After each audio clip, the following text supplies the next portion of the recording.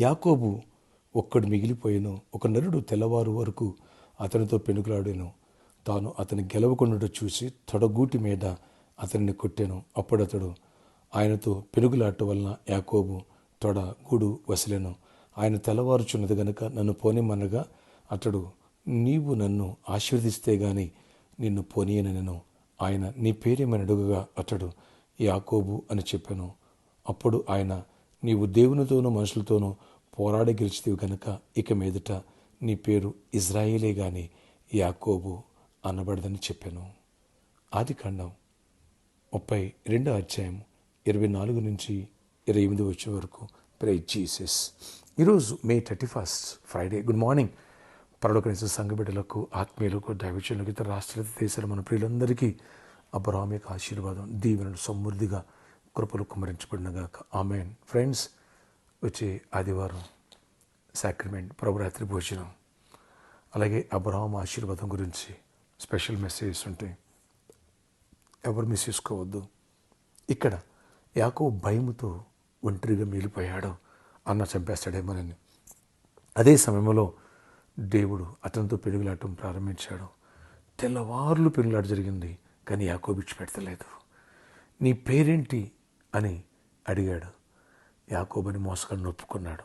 అప్పటికే దేవుడు అతను విడిచిపెట్టలేదని చెప్పేసి తొడ మీద తుంటి నరాన్ని కొడితే తొడగూడు వసిలిపోయింది, అంటే వాసిపోయింది. అయినా యాకోబు, నన్ను దీవిస్తే నేను వదలడు అన్నాడు.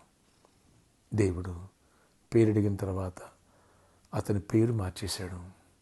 అంతేకాదు, పోరాడి గెలిచావు అని దేవుడు దీవించాడు. ఫ్రెండ్స్, యాకోబు మోసగాడు తన పాపాన్ని ఒప్పుకున్నాడు, పరివర్తన చెందాడు. ఇజ్రాయేలుగా దేవుడు పేరు మార్చేశాడు. ముందే ఆయన మార్చేశాడు. పేరు మారిన తర్వాత యాకోబు పరివర్తన చెందాడు.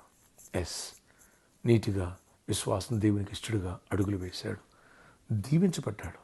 దేవుని చేత పోరాడి గెలిచాడు. నువ్వు పోరాడుతున్నావా?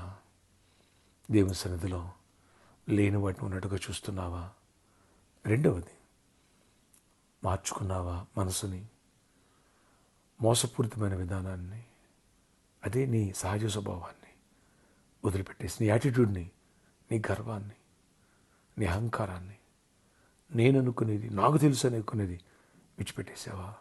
యాకోబు విడిచిపెట్టేశాడు, ఇజ్రాయేలుగా మారాడు. పేరు దేవుడు ఎప్పుడైతే మార్చేశాడో ఆ మేరకు పరివర్తన చెంది దేవుని దగ్గర అయ్యాడు. బహుగా దీవించబడ్డాడు.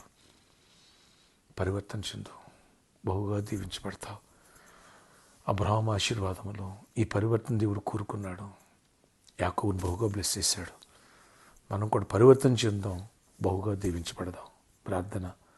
ఆశ్చర్యకడ నీకు వందనాలు. వచ్చే ఆదివారం సాక్రమెంట్ హోలీ కమ్యూనియన్ సిద్ధపరచండి. మా హృదయాల్ని, మా జీవితాల్లో ఉన్న పొరపాట్లు, మా హృదయాల బలాలను తీసేసి పరివర్తన చెందే కృపనివ్వండి. కృపగల గొప్ప కార్యాలు చేయండి.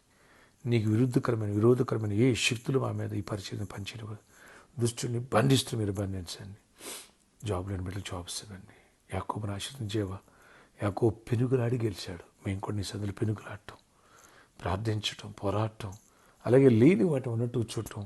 జంగిచాలు చెవు దగ్గర ఎలా చూశాడో అక్కడ అది విజువలైజ్ చేసుకున్నాడు. ఇక్కడ పోరాడి పరివర్తన చెంది దీవెన పొందాడు.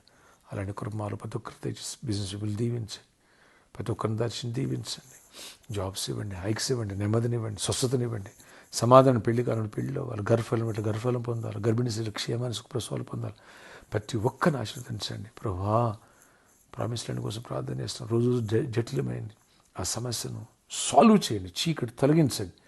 సమాధానంతో నింపండి. అన్ని విషయాలు కృపనివ్వండి. సంఘం యొక్క అవసరాలు తీర్చండి.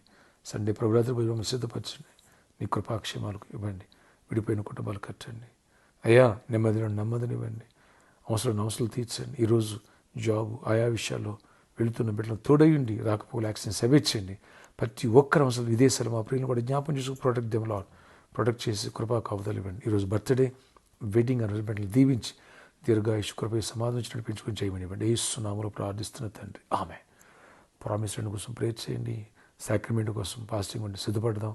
అంతేకాదు, రేపు సాటర్డే ఈవినింగ్ 4 o'clock నుంచి 7 o'clock వరకు స్పాన్సర్ మీట్ ఉంటుంది. అలాగే ప్రామిస్ ల్యాండ్ కోసం ఎవరైతే గుప్పిలి పాల్గొన్నారో వారు కూడా వచ్చి నన్ను కలిసి ప్రేర్ చేసుకోవచ్చు. ఈ విషయాన్ని గమనించుకోవాలి. మీ God bless you. Have a nice day.